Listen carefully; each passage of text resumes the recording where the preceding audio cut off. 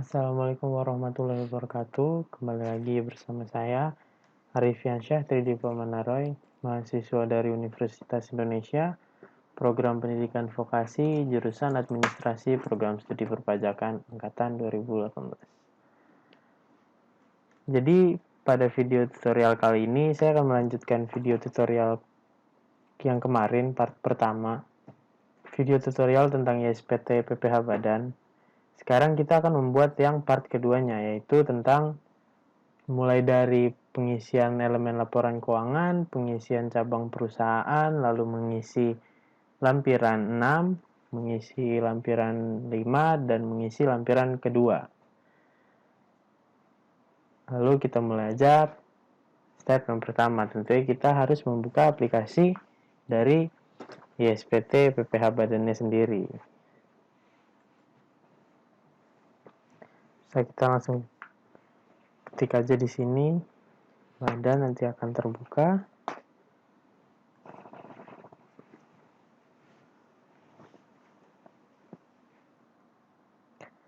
Nah, jika sudah terbuka seperti ini, kita bisa langsung pilih aja di database yang kemarin kita bikin, PT MNF Indonesia. Lalu klik OK.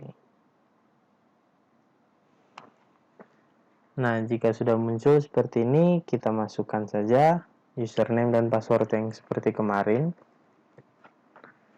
Administrator, passwordnya itu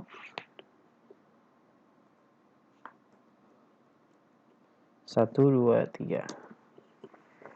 Nah, karena kemarin kita belum membuat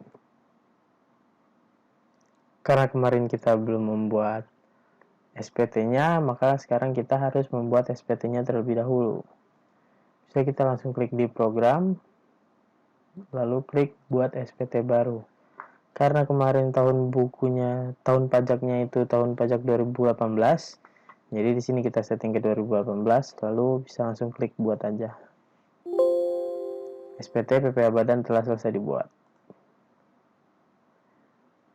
Dan untuk memastikannya kembali, jika kita sudah membuat SPT, lalu nanti ingin membuka SPT ini lagi, apakah benar SPT yang kita buka itu yang akan kita kerjakan, bisa dibaca di bagian atas kanan di sini. Dia akan tertulis Anda sedang membuka SPT PPH WP Badan tahun pajak 2018 pembetulan 0. Karena kita belum melakukan pembetulan, jadi masih pembetulan 0. Sekarang kita masuk ke yang pertama, yaitu mengisi laporan elemen keuangan. Bisa langsung kita klik di tools yang SPT PPH, lalu kita klik transkrip kutipan elemen laporan keuangan. Nah, jika sudah terbuka seperti ini, kita bisa langsung masukin aja.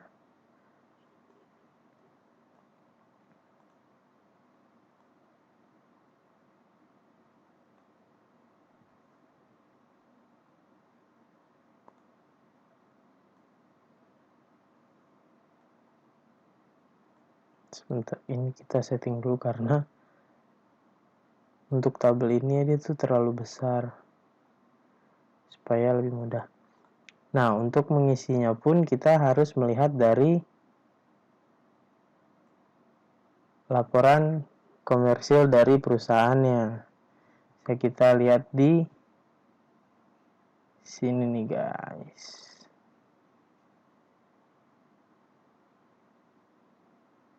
Nah, untuk mempermudahnya juga, saya sudah menomorinya untuk kita mengisinya jadi lebih mudah. Sebelumnya saya akan menjelaskan dulu di sini di laporan elemen keuangan ini ada 4 tabel, yaitu yang pertama neraca aktiva, neraca kewajiban, laba rugi, dan hubungan istimewa. Yang pertama kita akan mengisi di neraca aktiva terlebih dahulu. Di sini bisa kita lihat ada tulisan kas dan setara kas sebesar 2.450.000. Langsung kita masukin aja. Oh ya, perlu diingat jika kalian ingin melakukan copy paste supaya mempermudah pengisiannya, kalian tidak bisa menggunakan fitur Ctrl plus V. Jadi kalian harus manual, klik kanan lalu klik paste supaya dia bisa terbaca di server DJP-nya. Karena kalau kalian mencoba Ctrl V, akan muncul suara seperti itu dan angkanya juga tidak keluar. Tapi kalau kalian mencet paste, dia bisa keluar. Yang nomor 2 ini investasi sementara karena di sini tidak ada, jadi tidak perlu kita isi. Lalu yang ketiga adalah piutang usaha. Kenapa di sini dimasukkan ke piutang usaha pihak ketiga? Karena pada laporan komersil di sini di perusahaan tidak dijelaskan piutang usaha ini terhadap pihak ketiga atau pihak yang mempunyai hubungan istimewa seperti yang tertulis di nomor 4. Jadi kita menggunakan asumsi saja karena ini kita hanya mencoba. Lalu di sini ada persediaan, bisa kita langsung masukin aja ke nomor 8.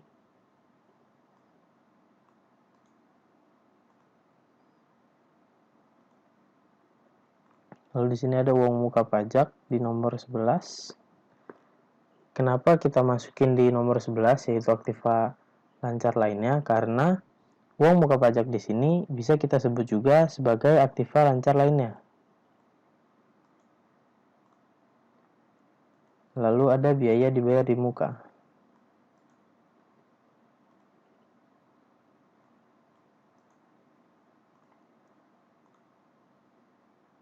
Nah, jika sudah dimasukkan, jangan lupa untuk mengecek jumlah aktivanya.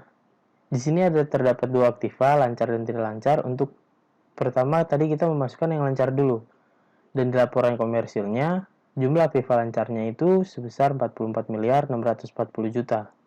Dan di sini jumlah aktivanya itu sebesar 44.640 juta. Berarti dari angka yang kita masukin tadi tidak terdapat kesalahan. Namun jika hasil dari SPT dan komersilnya berbeda, kalian harus mengeceknya ulang supaya kalian bisa tahu di mana ada kesalahan input dari SPT-nya atau dari komersilnya gitu guys. Lalu kita langsung masukin aja nih aktiva yang tidak lancar. Ada harga perolehan aktiva tetap.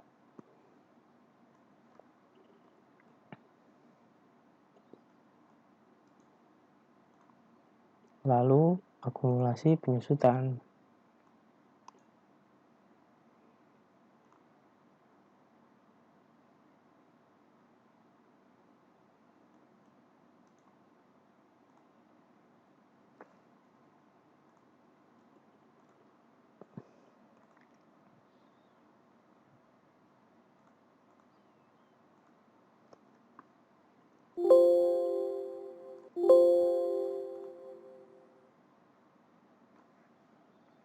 Lalu yang terakhir, karena ini dia akumulasi penyusutan dia berkurang, maka kita tulis minus. Lalu yang terakhir di sini ada investasi.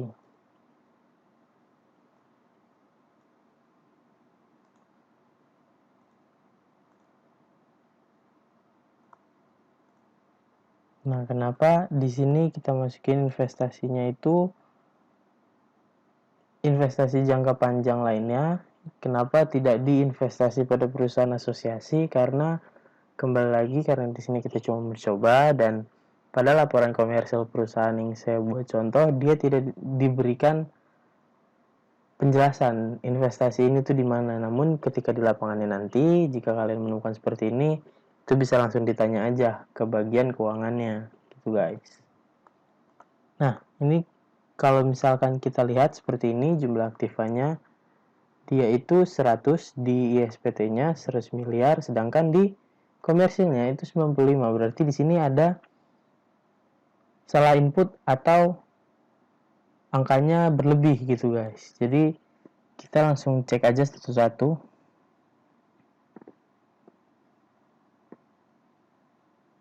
Ini masih benar sama 600.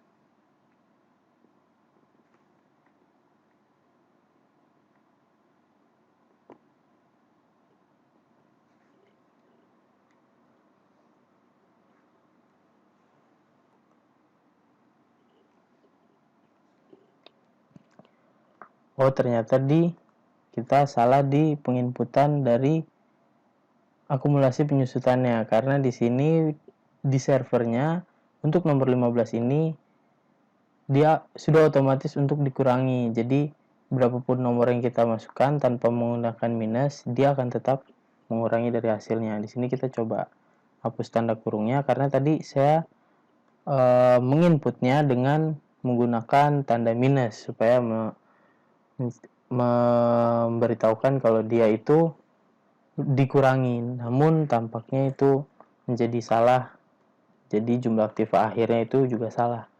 Ini setelah kita hapus tanda serunya, lalu kita lihat di sini di ISPT jumlah aktifanya itu 95.571.431 dan di laporan komersilnya juga 95.571.431. Berarti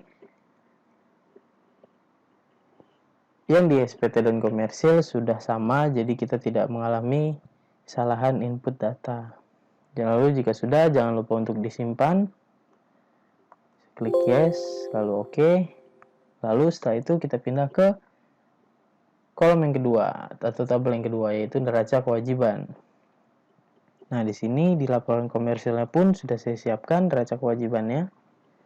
Ada kewajiban lancar dan ekuitas. Yang pertama kita langsung masukin aja hutang usahanya sebesar 4 miliar. Lalu yang kedua ada hutang pemegang saham.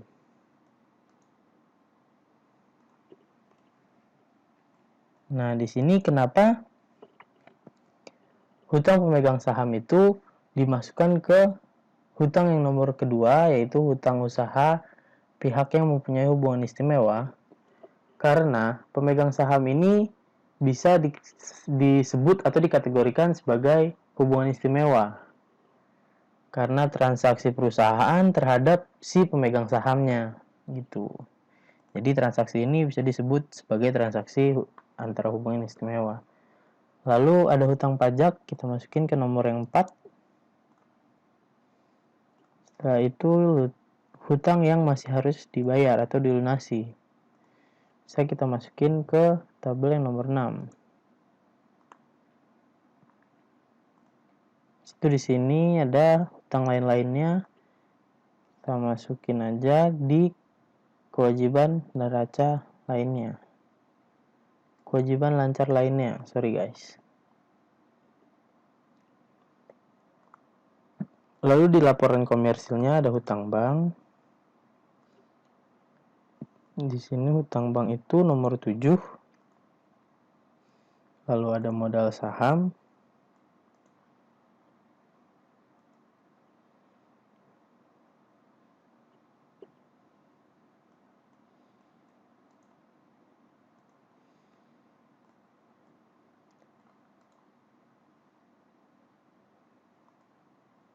Lalu ada laba ditahan dari tahun sebelumnya.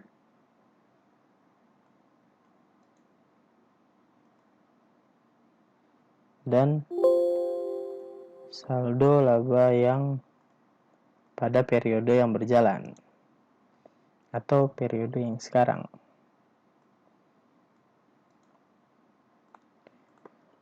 Jika sudah, jangan lupa kembali untuk menyamakan jumlah kewajibannya yang tertera di SPT dan yang tertera di laporan komersilnya. Di sini di SPT 9571431 dan yang di laporan komersilnya pun 955711431.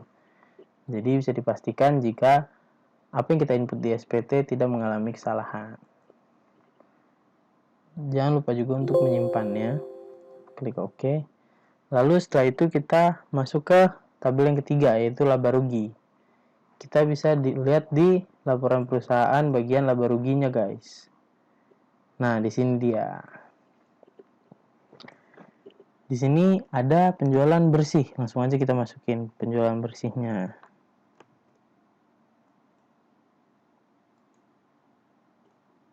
Lalu ada pembelian.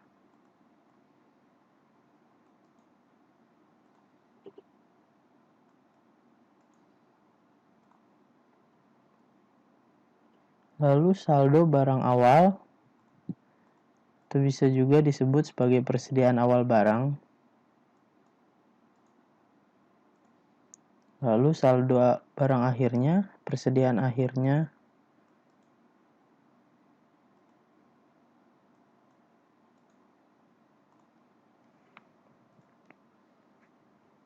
Nah, di sini untuk persediaan awal, pembelian dan persediaan akhir totalnya sebesar 34.270. Di ISPT-nya pun 34270. Untuk tabel yang di blok seperti nomor 5, 6, 12, 14, 16, 18 itu dia akan otomatis terisi karena itu sebagai penjumlahan otomatis dari server ISPT-nya. Jadi kalau hasil yang dijumlahkan oleh server ISPT-nya beda dengan hasil yang ada di laporan komersil, berarti itu terdapat kesalahan pada penginputan data kalian. Jadi bisa kalian cek ulang satu persatu. Lalu kita cek lagi, di sini ada beban umum administrasi. Kita lihat di laporan laba ruginya, di sini ada jumlah biaya usaha lainnya. Bisa langsung kita masukin aja. Di nomor 8, beban umum administrasi.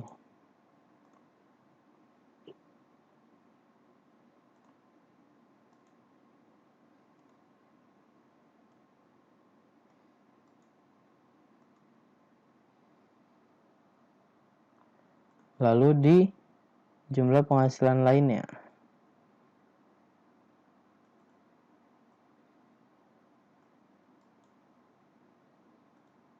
Di nomor 10.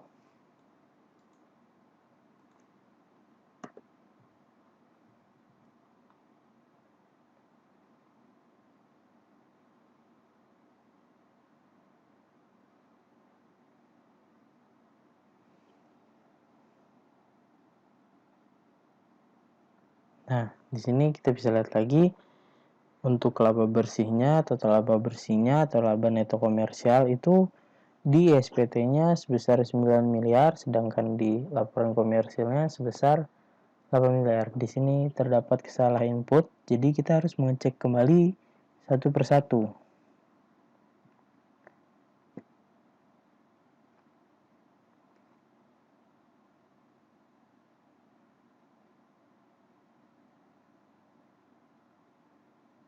Untuk laba neto usahanya sudah betul, berarti ke atasnya pasti tidak ada kesalahan karena laba neto usahanya itu dari hasil laba kotornya, beban penjualan, dan beban umum administrasinya. Berarti kita ada salah di input di laba usaha atau di penghasilan lainnya. Sini kita cek aja nih. Laba usahanya sudah, penghasilan lainnya 530. Di sini kita menggunakan tanda minus. Kita coba. Nah, di sini berarti kita harus menggunakan tanda minus ini, guys. Kalau di yang sebelumnya kita menggunakan tanda minus itu justru malah memperbanyak dari hasilnya. Kalau di sini kita tidak menggunakan tanda minus, justru malah jadinya salah. Jadi kalau misalkan emang terjadi seperti itu, kalian bisa cek satu aja, dicoba.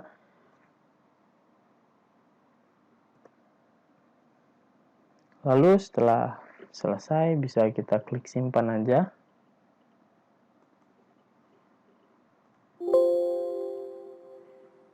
Nah, jika sudah, kita bisa beralih lagi ke tabel yang terakhir, yaitu hubungan istimewa. Namun karena pada PT MNF ini tidak memiliki transaksi hubungan istimewa, tidak dijelaskan adanya transaksi hubungan istimewa, jadi kita tidak perlu memasukkannya. Jika sudah, bisa kita klik close aja. Lalu kita bisa masuk ke step yang kedua, yaitu mengisi cabang usaha. Namun karena di PT MNF ini tidak memiliki cabang usaha, jadi kita tidak bisa memasukkannya. Namun jika PT yang kalian kerjakan itu memiliki cabang usaha, kalian bisa pergi ke tools yang SPT PPH, kalian klik, lalu klik di lampiran khusus. Di sini akan ada tulisan daftar cabang utama perusahaan. Nah, kalau kalian klik, nanti akan muncul seperti ini. Lalu, jika kalian ingin memasukkan cabangnya, kalian bisa klik baru, masukkan NPWP lokasinya, alamat, dan sebagainya. Lalu klik simpan, seterusnya, sampai cabangnya kalian selesai mengisinya. Lalu bisa klik close aja langsung. Lalu kita masuk ke step yang ketiga, yaitu pengisian lampiran 6. Nah, lampiran 6 juga terdapat di tools yang SPT PPH ini. Lalu klik lampiran. Lalu bisa di sini kita langsung klik formulir 17716.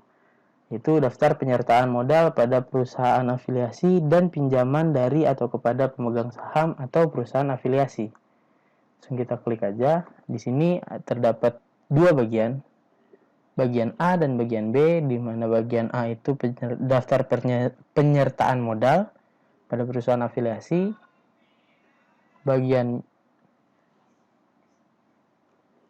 Lalu bagian B itu daftar pinjaman dari atau kepada pemegang saham dan atau perusahaan afiliasi.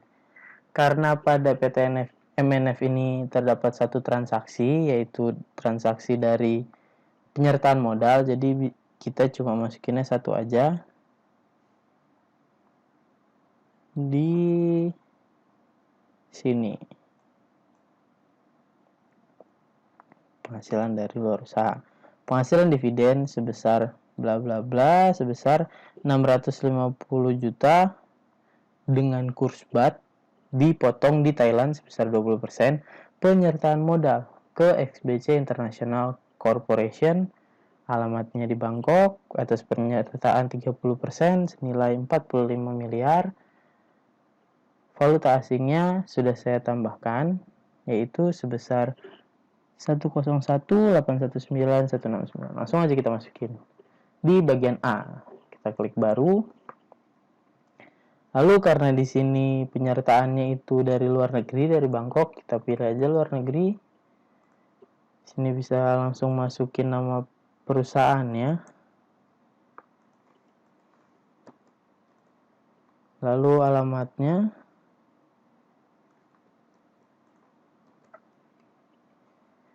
Nah, karena kembali lagi kita hanya mencoba, dan di PT MNF ini di laporannya tidak dijelaskan apakah si XBC International Corporation ini memiliki BUT di Indonesia atau tidak. Jadi kita menggunakan asumsi saja.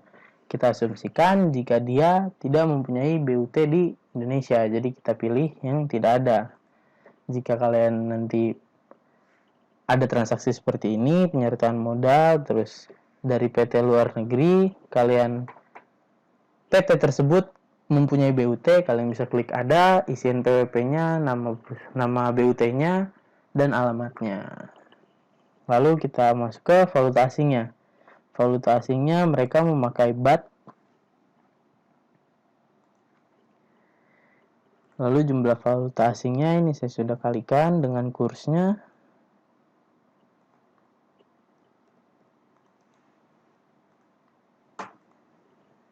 Kita masukin kursnya.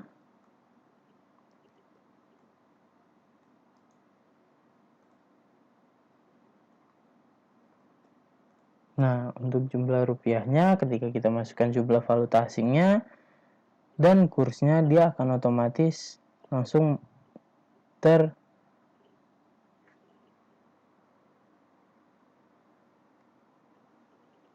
jumlah sendiri gitu.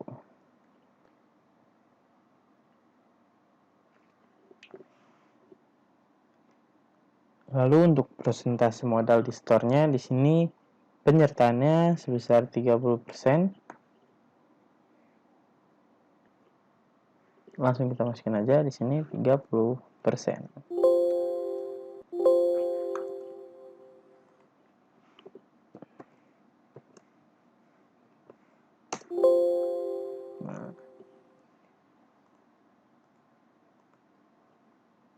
Nah, di sini terdapat kesalahan pada penginputan kursnya itu 441,96. Nah, baru di sini dia otomatis terganti sebesar 45 miliar. Di sini juga 45 miliar. Jika sudah, bisa kita klik simpan saja. Jika nanti kalian pada PT yang kalian kerjakan mempunyai beberapa transaksi, di sini bisa kalian klik yes aja, dia akan muncul seperti ini, muncul baru. Jika tidak, kalian tadi bisa langsung klik no aja. Karena di PT MNF ini dia cuma satu transaksi penyertaan modalnya, jadi saya tidak perlu membuatnya lagi. Dan untuk daftar pinjaman di bagian B-nya itu tidak ada transaksi, jadi cukup di bagian A aja yang saya isi.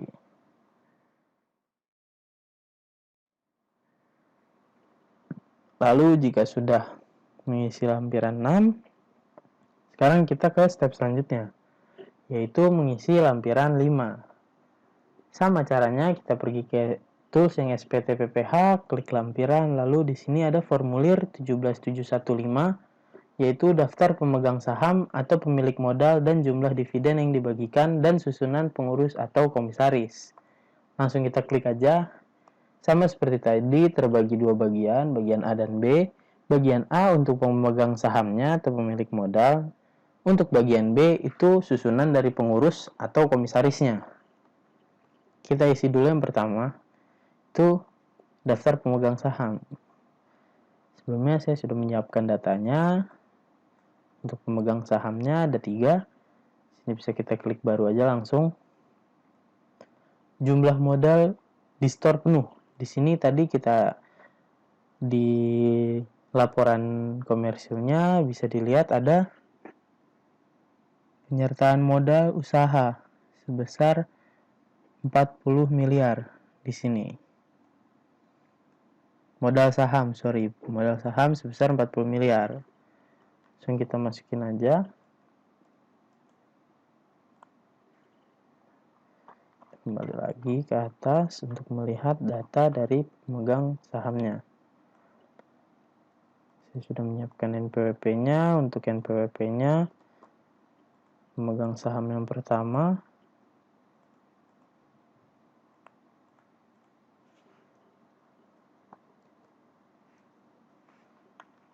nama pemegang sahamnya,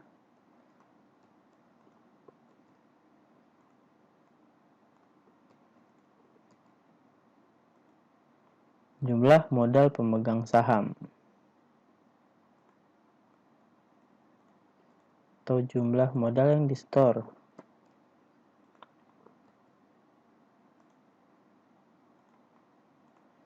Jika sudah, bisa kita klik simpan aja. Data berhasil disimpan, rekam baru karena kita merekam 2 pemegang saham lagi, jadi kita klik yes. Nah, untuk jumlah modal di store penuhnya, karena tadi kita sudah mengisi di awal, jadi di sini sudah otomatis terisi, jadi kita tidak perlu mengisinya kembali. Ini kita bisa langsung masukin aja NPWP-nya.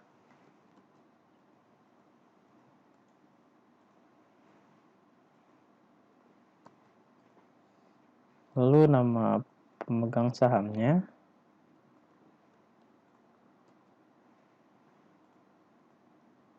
alamatnya, dan jumlah modal yang di store.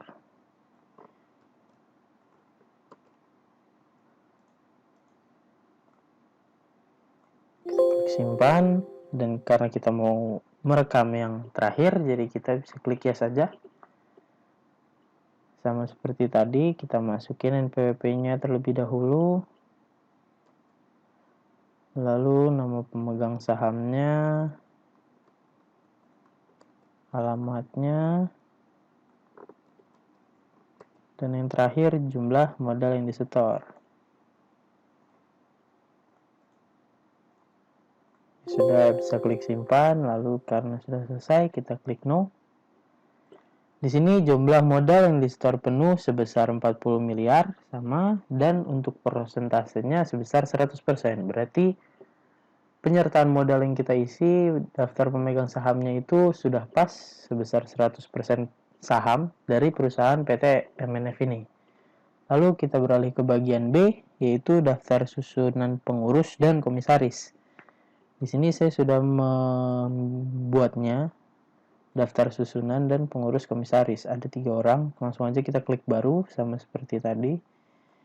Di sini ada NPWP-nya, kita bisa langsung masukin aja. Lalu nama pengurusnya, alamat,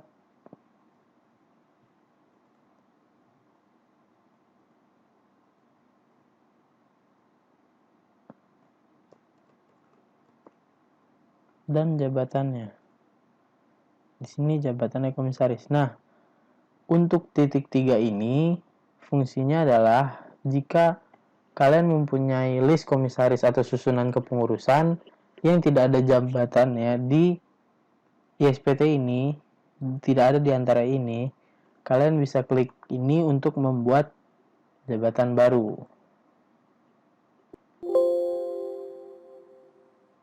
Langsung aja di sini karena kita merekam baru seperti tadi, kita klik yes. Lalu sama seperti tadi kita masukin NPWP-nya.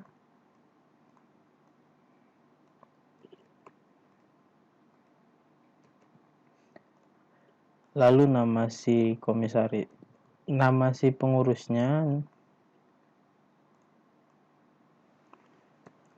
alamatnya, lalu jabatannya. Itu direktur utama. Simpan, yang terakhir bisa kita klik yes lagi. Untuk sebagai contoh, misalkan di orang terakhir ini di list jabatan di sini kalian tidak ada. Kalian bisa langsung klik aja di sini, nanti akan muncul seperti ini. Kalian bisa klik baru atau ubah jika di sini ada yang mau kalian ubah. Kalau baru kalian mau buat baru juga boleh. Kalian klik baru, misalnya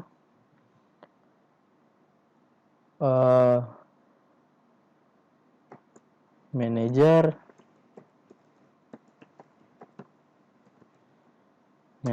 keuangan. Kalian klik simpan, nanti ada, lalu kalian tutup aja. Jika kalian pencet di sini, nanti ada yang baru, manajer keuangan. Cuman kalau misalkan dari list yang di sini kalian sudah ada, kalian tidak perlu membuat baru. Nah, langsung aja nih kita masukin ke daftar kepengurusan yang terakhir. Kita masukin dulu NPWP-nya.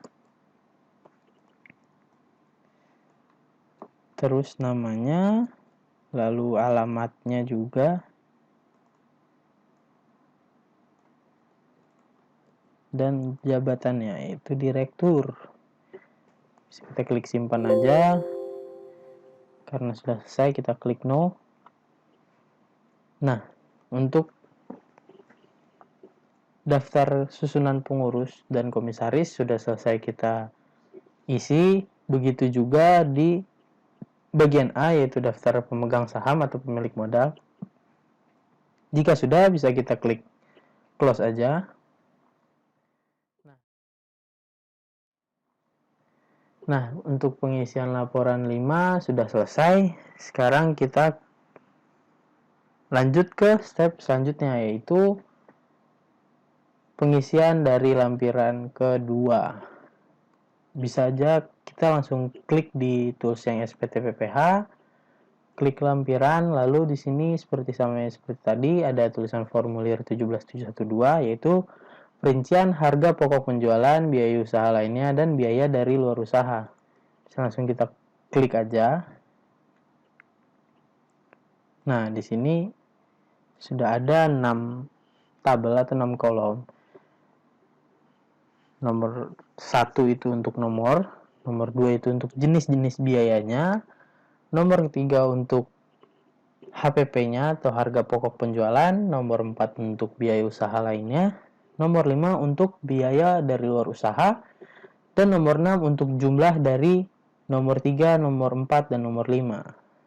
Nah, dari mana kita bisa mengisi untuk lampiran kedua ini? Dari laporan komersilnya juga di laba rugi.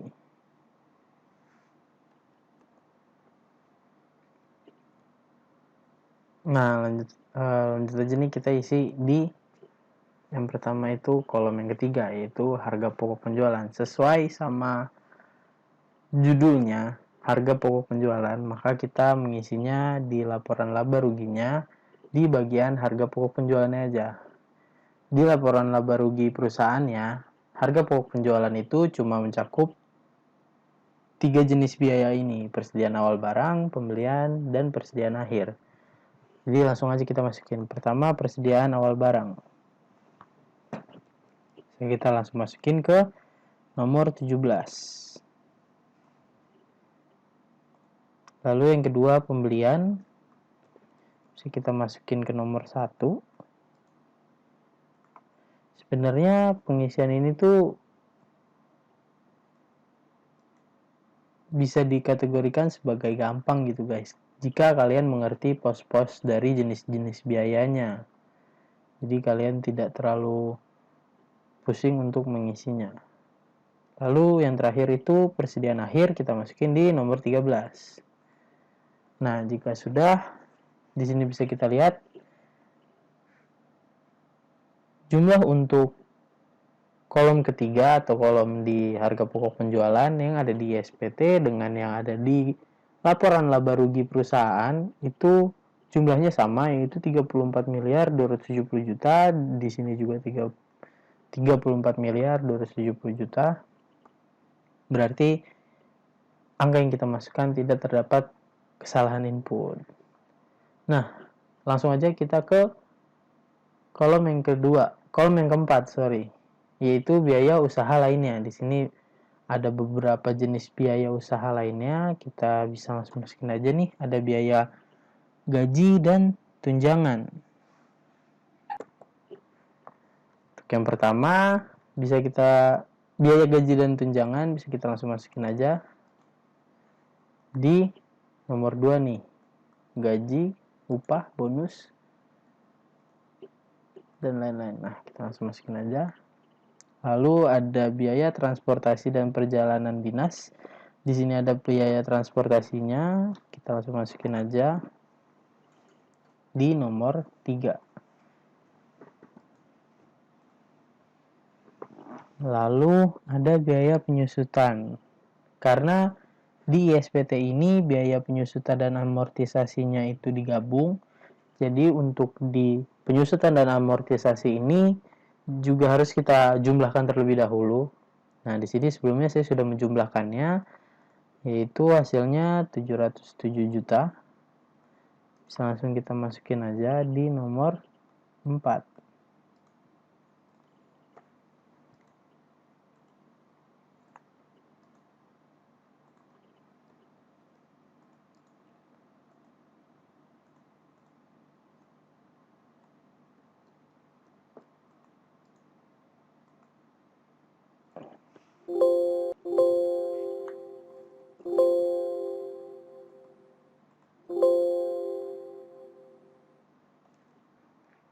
Nah guys, tadi karena untuk aplikasinya ini dia force close, tiba-tiba ke close sendiri. Jadi coba kita cek lagi, kita ulang lagi seperti tadi. Tadi karena kita udah buat SPT sebelumnya kan, jadi kita tinggal buka aja, kita tidak perlu membuatnya lagi. Nah, di sini ada SPT yang tadi kita buat, tahun pajak 2018, pembetulan 0, bisa langsung kita buka aja. Untuk ini kita bisa pilih ke SPT untuk diedit kembali atau direvisi. Jika untuk pembetulan ini nanti pembetulan di sini dia akan bertambah 1. Nah, biasanya pembetulan ini ketika kalian ingin dilapor atau sudah dilapor lalu melakukan pembetulan, dan itu juga sepengetahuan dari kantor pajaknya atau KPP kalian gitu. Ini bisa langsung klik OK aja, nanti langsung terbuka seperti ini. Nah, kita lanjutin aja. Tadi kita sudah sampai di lampiran kedua, formulir 2. Nah, karena tadi dia belum sempat tersimpan, namun sudah force close, jadi mau tidak mau kita harus mengulangnya lagi gitu guys. Nah, kita langsung aja nih, kita ulang dari awal, dari yang harga pokok penjualannya. Seperti saya bilang tadi. Ini bisa kita langsung isi aja.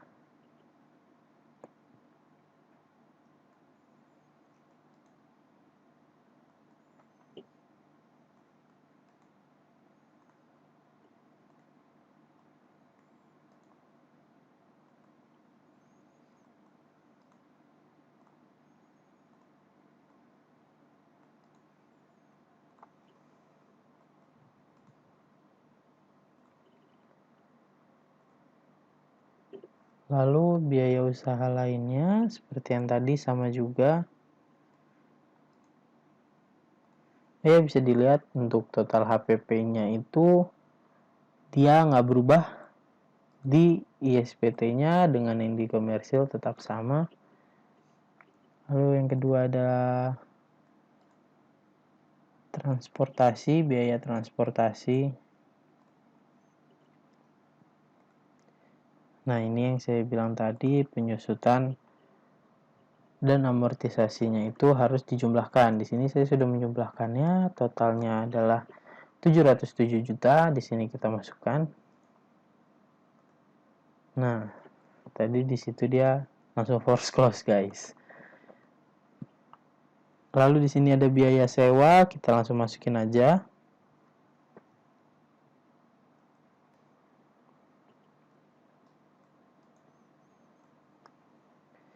Habis itu di sini ada biaya perawatan perbaikan sama biaya audit konsultan pajak dan hukum, karena kedua biaya ini termasuk dari sehubungan dengan jasa, biaya yang berhubungan dengan biaya jasa, jadi kita jumlahkan menjadi totalnya adalah 260.250.000 dan bisa kita masukin di kolom nomor 7, biaya sehubungan dengan jasa. Nah, di sini ada biaya iklan promosi. Kita masukin aja di biaya pemasaran promosi atau promosi di nomor 10. Lalu di sini ada biaya pajak dan retribusi. Lalu di sini ada biaya pajak dan retribusi, biaya listrik, air dan telepon, biaya administrasi bank, dan biaya lainnya. Itu kita jumlahkan menjadi satu, lalu kita taruh di biaya-biaya lainnya.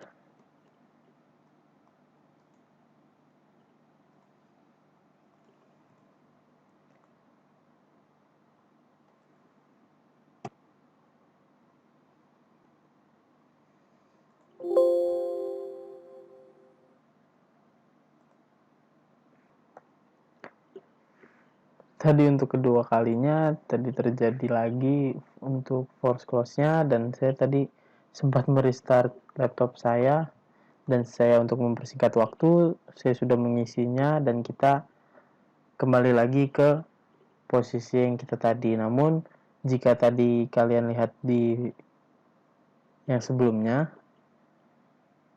di biaya pemasaran dan promosi terdapat kelebihan satu angka, jadi di jumlahnya untuk biaya usaha lainnya itu beda dari yang di laporan komersil. Dan untuk yang sekarang saya sudah memasukkannya dengan jumlah yang betul, jadi jumlah biaya usaha lainnya di ISPT sebesar 3.751.250.000 dan di laporan komersilnya pun sebesar 3.751.250.000. Jadi untuk di kolom 4 atau biaya usaha lainnya tidak terdapat masalah dalam penginputannya. Lalu setelah itu kita ke tabel atau kolom selanjutnya, yaitu kolom 5 atau biaya dari luar usaha. Nah, biaya dari luar usaha ini hanya terdapat satu jenis biaya, yaitu biaya bunga pinjaman. Jadi bisa kita langsung masukin aja di nomor 6.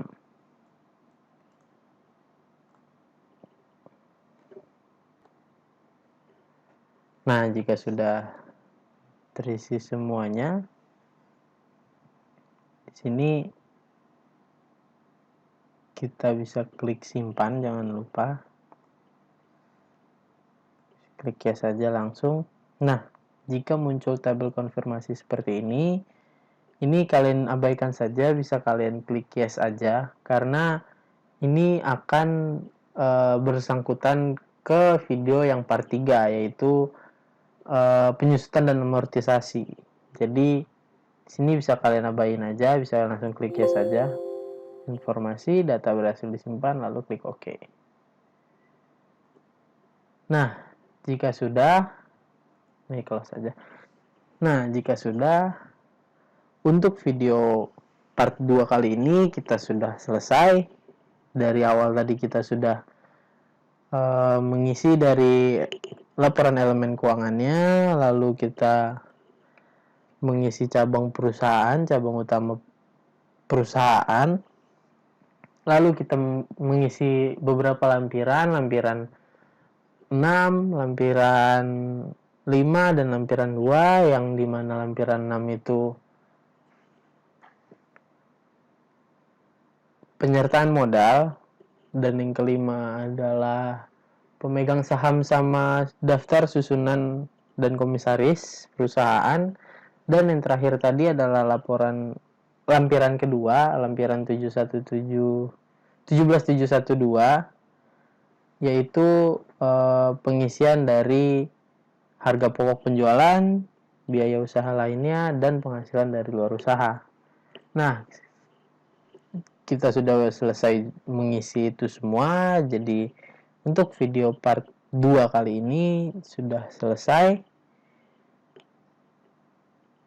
Jangan lupa juga ditonton di video yang part pertama, dan nanti akan ada video part lanjutan yang ketiga, yaitu seperti yang saya bilang tadi, akan membahas tentang penyusutan dan amortisasinya. Jadi untuk video tutorial ISPT PPh Badan part 2 kali ini cukup sampai di sini. Jika ada kesalahan, mohon dimaafkan dan mohon dikoreksi. Jangan lupa juga untuk klik like dan komen dan share juga ke teman-teman kalian, supaya video ini bisa bermanfaat bagi orang banyak. Dan sampai ketemu di video selanjutnya.